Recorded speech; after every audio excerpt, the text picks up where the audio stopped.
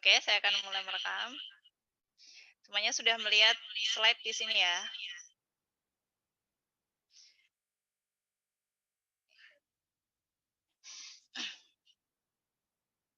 Okay, so today we are going to talk about systemic functional linguistic in language education.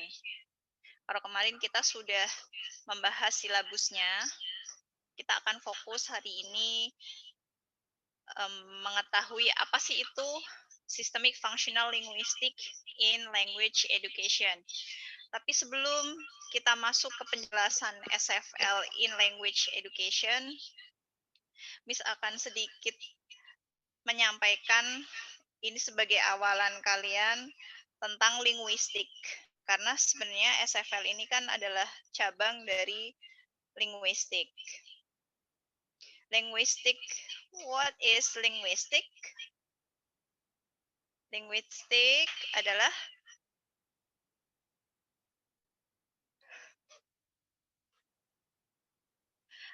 linguistik itu adalah ilmu yang mempelajari tentang bahasa.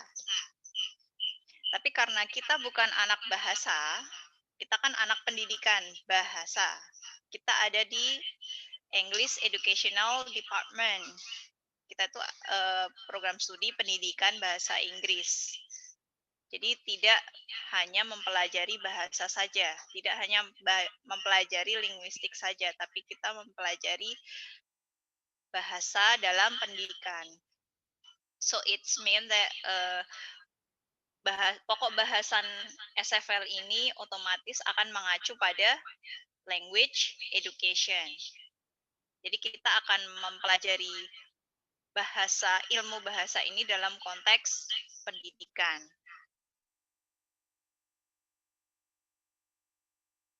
Nah, di sini sedikit Miss sampaikan dulu apa itu linguistik.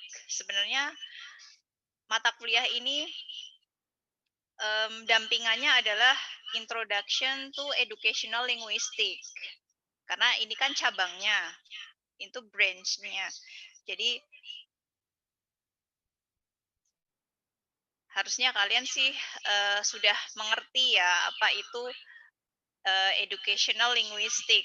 Karena Miss hanya menyampaikan untuk recall kalian aja. Jadi di sini linguistik, ilmu bahasa itu ada beberapa komponen. The component of language. Jadi kalau kita mau mempelajari tentang linguistik, itu nanti ranahnya ada phonetics, exist, semantics, pragmatics, and discourse. Kalau kita bahas phonetic, itu berarti nanti kita akan mempelajari tentang suara. Jadi kita akan belajar bahasa dari ranah suaranya. Bagaimana sih bahasa atau kata itu muncul dari segi suaranya. Kalian juga ada kan mata kuliah fonetik. Nah, itu nanti akan dibahas di mata kuliah itu. Kemudian leksis.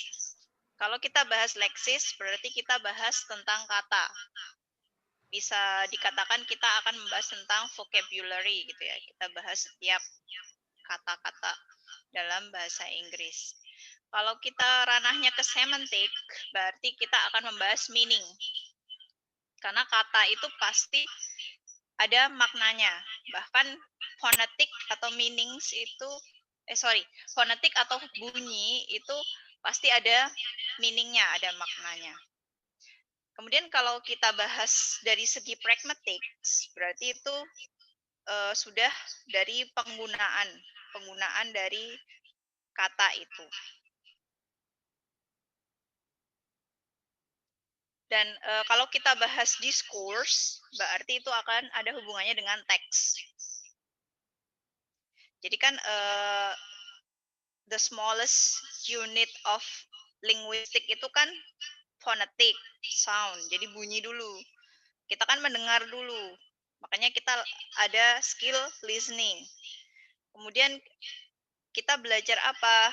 Leksis. Kita dari mendengar kita akan bunyi-bunyi itu akan menghasilkan kata kan. Nah, makanya kita akan belajar leksis.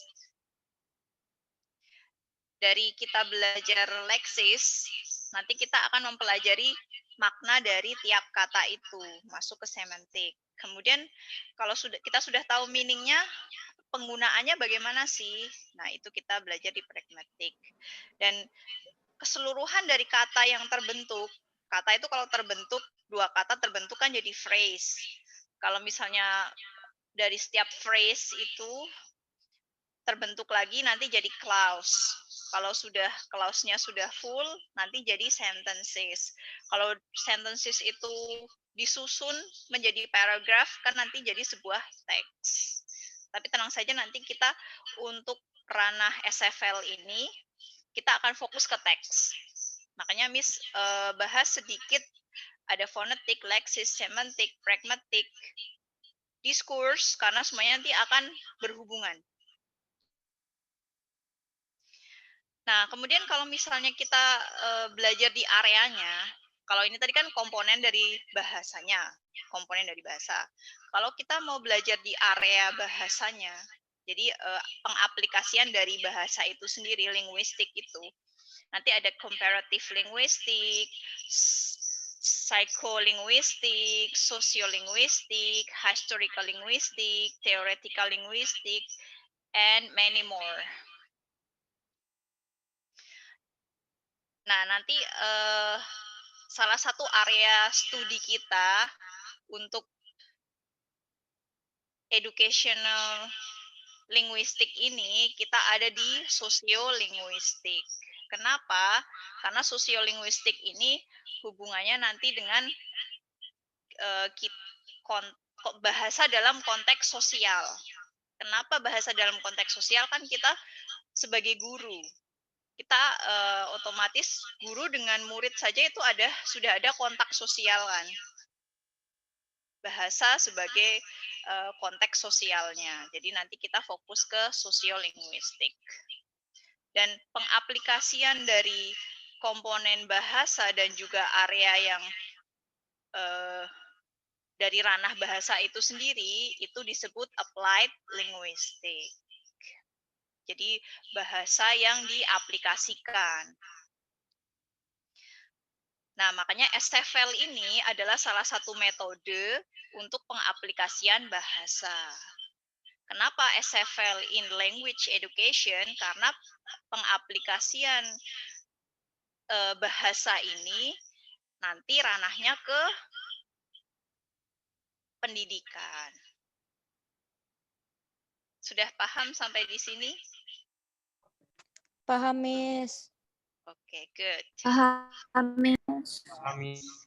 Kita lanjutkan. Miss. Nah, sekarang kita bahas sedikit tentang educational linguistic. Menurut Bernard Spolsky, wrote that educational linguistic was a term model on educational sociology and educational psychology. Also, he said that linguistic is not waiting to be applied. Jadi jelas di sini ya, educational linguistic ini sebenarnya adalah model dari sosiologi pendidikan dan juga psikologi pendidikan. Itu tuh tidak menunggu, tapi mereka itu langsung teraplikasikan secara otomatis. Kemudian report that applied linguistics was a way of providing teachers with education about language that will inform their practice. Jadi applied linguistics itu adalah salah satu jalan untuk guru ini ketika mereka mengajar di kelas, mengajarkan bahasa, itu bagaimana sih prakteknya mereka gitu. Prakteknya guru mentransfer bahasa ke muridnya gitu. Oke, next slide. Jadi apa itu SFL in language education? The contribution of systemic functional linguistics to language education is centered predominantly on the theories relevance to the explanation and interpretation of text. Jadi SFL ini nanti relevansinya adalah bagaimana sih menjelaskan dan menginterpretasikan teks. Makanya kita nanti setelah ini di meeting-meeting berikutnya akan banyak menganalisis teks. In this course, student will focus on the role of lexicogrammar. Jadi nanti kalian juga akan belajar lexicogrammar. Jadi nanti SFL ini akan ada hubungan eratnya dengan grammar dan juga leksis. Grammar and leksis, grammar and meaning. In the production and negotiation of the social meanings that are realized in both spoken and written text. Jadi nanti kita akan banyak menganalisis spoken dan written text. Karena memang hanya dua ini kan yang dihasilkan oleh manusia dalam berkomunikasi menggunakan bahasa. Kalau nggak spoken ya written. The course will start with the overarching assumption about the SFL model of language as social semiotic, and then explore its specific theoretical construct, such as genre, register, metafunction, and the grammatical systems that are used to encode them. Jadi nanti kita juga akan belajar tentang genre, register, and metafunction. Juga nanti ada grammatical system. Oke, next.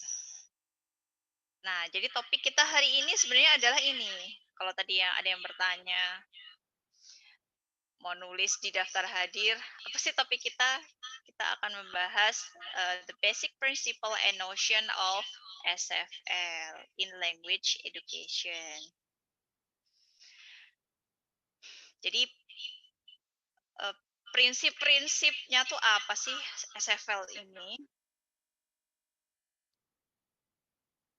Nah, kalian bisa lihat di sini ada foto. Ini adalah Pak Holiday. Jadi kalau kita bahas SFL, itu kita akan sangat familiar dengan Pak Holiday. Karena beliau adalah pelopor dan pencetus dari SFL ini. So, the systemic functional linguistic developed by Holiday and his colleagues. Tuh dia dari 1985,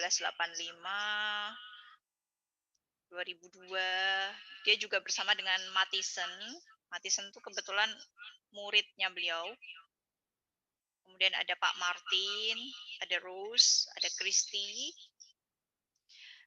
Mereka mencetuskan apa sih tentang SFL ini? Treats language as a resource for meaning. Jadi menurut Pak Holiday dan juga college-nya, teman-temannya, mereka mengatakan bahwa systemic functional linguistic ini membuat bahasa itu sebagai sebuah makna gitu ya. Jadi kalau misalnya kalian sering taunya kan bahasa, kalau kita mau ngajarin bahasa nih ke siswa, pasti kalian yang dipikirin kan tenses, grammar.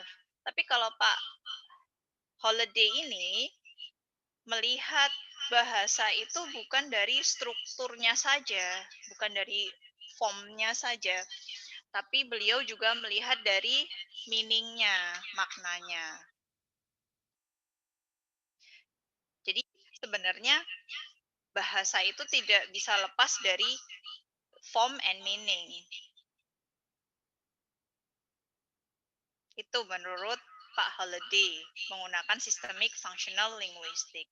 Makanya nanti kita akan banyak menganalisis teks itu dari segi bentuk dan juga makna. Jadi kalau bentuknya seperti ini, maknanya apa sih? Kenapa sih bentuknya seperti ini, maknanya seperti ini? Nah itu yang akan kita bahas dalam systemic functional linguistic. Jadi kita nggak akan ada lagi yang namanya grammar itu hanya tenses. Tenses itu harus past tense, present tense, future, dan sebagainya. Enggak. Tapi kita ngelihat kenapa dia harus past tense. Meaningnya apa sih? Maknanya apa sih? Gitu.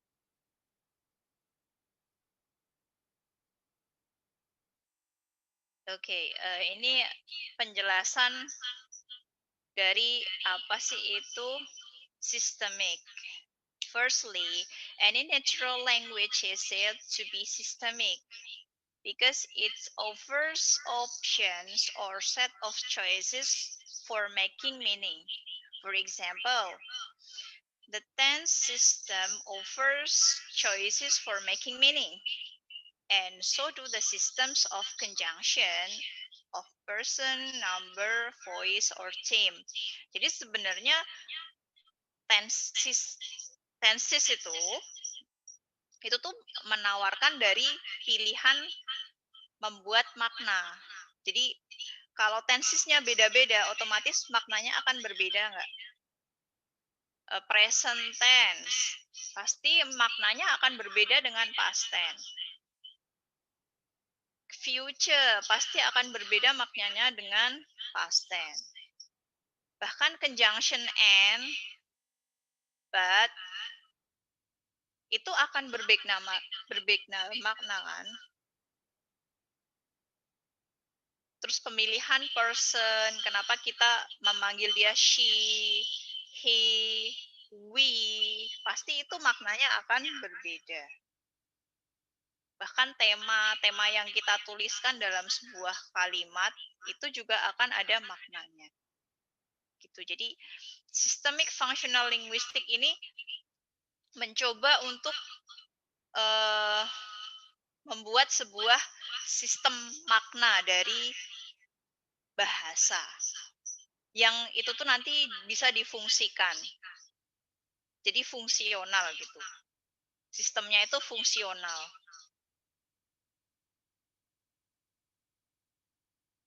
Okay, secondly, any natural language is said to be functional because it has involved to serve basic human needs, purposes, or function for making meaning.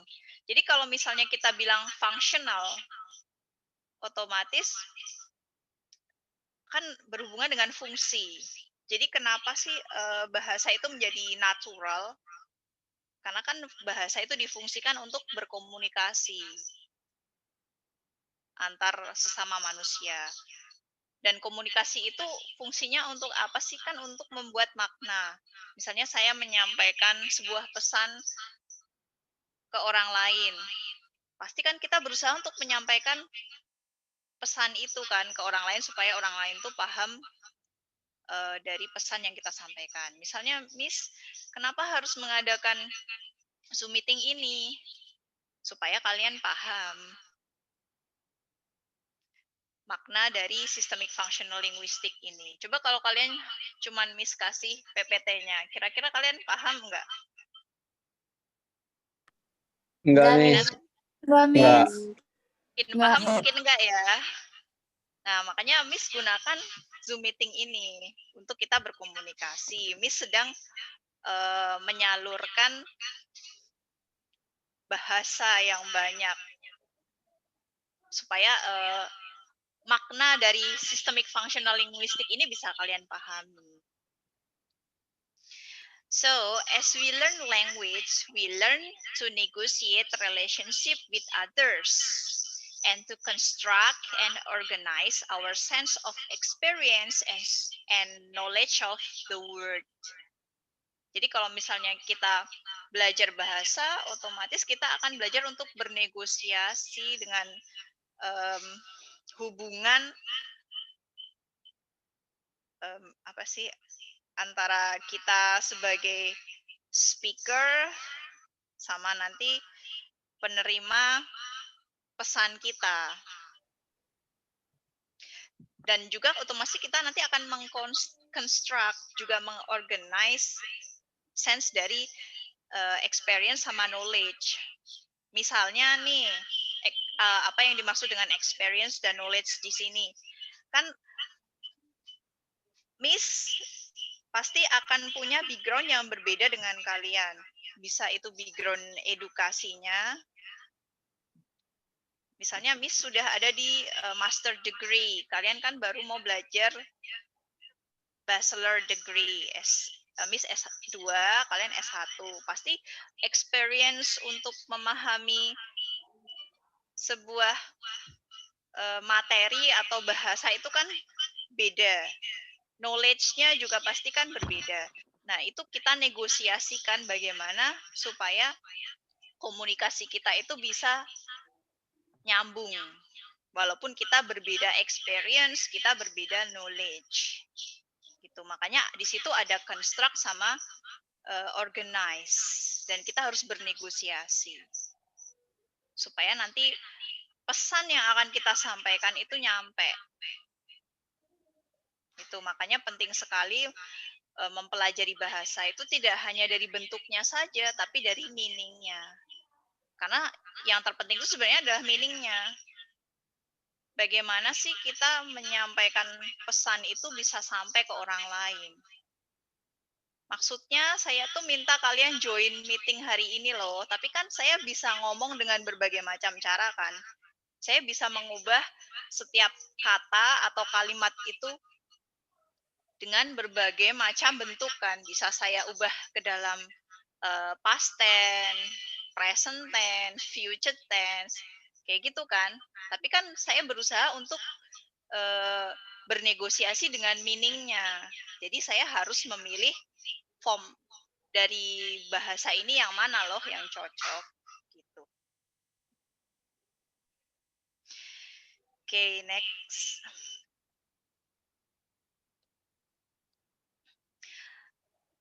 Kemudian di sini ada 5 basic principle of SFL. Kalian bisa lihat di situ ada 5, social semiotic, language as a resource, text rather than sentences, text and social context, and the last one is construing meaning. Dari kelima ini, ada yang tahu semua atau ada yang tahu salah satu? Kalau ada yang bisa menjelaskan kelimanya, saya anggap kalian lulus mata kuliah SFL ini. Ada yang bisa? Enggak, Miss. Aduh, Ada yang berat, tahu? berat, Miss. Nggak tahu. Seriously? Kalian baru membaca atau ada yang pernah tahu? Baru baca, Miss. Baru baca, Miss. Ya ini ilmu baru banget, Miss. Terus kemarin hasil kalian navigating e-book itu gimana? Ada yang dibaca nggak? Halo? Baca cuman paham nggak paham gitu, Miss. Oh, gitu ya. Oke. Jadi kalau kita akan mempelajari SFL itu ada 5 basic principles-nya yang harus kalian pahami satu persatu. Oke. Mudah-mudahan waktunya masih cukup ya ini sebelum kita nanti break. Terus kita akan lanjutkan setelah sholat maghrib. Karena ini baru slide keberapa ini? Saya ada 40 slide kebetulan. Oke, kita mulai dari prinsipal yang pertama. The first principle is talk about social semiotic. SFL as a social semiotic. SFL sees language as a system of sign. Holiday and Martin, 1993, which used for social purpose. Jadi prinsip yang pertama dari SFL itu sebagai social semiotic, Semiotik itu apa sih? Saya mau nanya dulu. Kepentingan. Semiotik? Ada yang tahu semiotik? Kalian ikut mata kuliah Introduction to Educational Linguistics kan? Harusnya kenal dong sama istilah semiotik. Belum ke situ, Miss. Oh, belum ke situ. I see. Oke, jadi kalau misalnya kita bahas semiotik, itu kita ada hubungannya dengan sign. Sign itu simbol. Semiotik itu simbol. SFL sees language as a system of sign. Jadi SFL ini melihat bahasa sebagai satu sistem simbol yang digunakan untuk social purpose. Social purpose itu apa sih? Jadi kalau misalnya kita berbahasa, karena kita kan ranahnya bahasa Inggris ya. Bahasa Inggris itu sebenarnya bisa dikatakan sebagai sebuah sistem dari simbol. Misalnya nih, kita mau ngomong makan. Kalau orang yang udah tahu konteksnya makan, otomatis kalau Miss bilang makan, apa yang akan kalian lakukan? Kalau Miss tiba-tiba ngomong makan. Siap-siap mau makan, Miss. Siap-siap mau makan, bisa. Selain itu? Ada nggak kepikiran? Prepare to eat. Prepare to eat. Prepare. Apa? Berdoa, Miss. Doa. Oke. Nah, jadi social purpose itu di sini konteks dari simbolnya ini tadi. Kan kata makan ini bisa dimaknai dengan apa sih? Tanda kalau kita kan mau makan gitu ya. Ayo loh, kita tuh mau makan. Kalian kan akan memaknai itu banyak, social purpose-nya kan akan banyak. Tadi ada yang berdoa dulu, ada yang mau nyiapin makanannya, ada yang mungkin udah siap-siap megang piring. Nah, itu di situ adalah social purpose-nya dari simbol tadi. Jadi social semiotik di sini itu bagaimana satu sistem bahasa. Jadi kalau kita bahas bahasa itu kata, bunyi, tadi yang Miss jelaskan di awal, bahkan sebuah teks itu nanti bisa menjadi social purpose. Jadi misalnya ada satu teks nih, pas kita baca ternyata itu tentang advertisement. Advertisement-nya iklannya tentang Pepsodent misalnya. Pepsodent itu adalah salah satu brand pasta gigi. Berarti kan social purpose-nya meminta untuk kita harus rajin gosok gigi. Gitu. Jadi di situ SFL masuk sebagai social semiotik. Paham ya? Oke. Ternyata sudah azan dan ini kita baru satu prinsip SFL. Mungkin kita stop dulu kali ya. Gimana? Iya, Miss. Nanti kita lanjutkan lagi ya setelah azan ya. Siap, Miss. Pending dulu.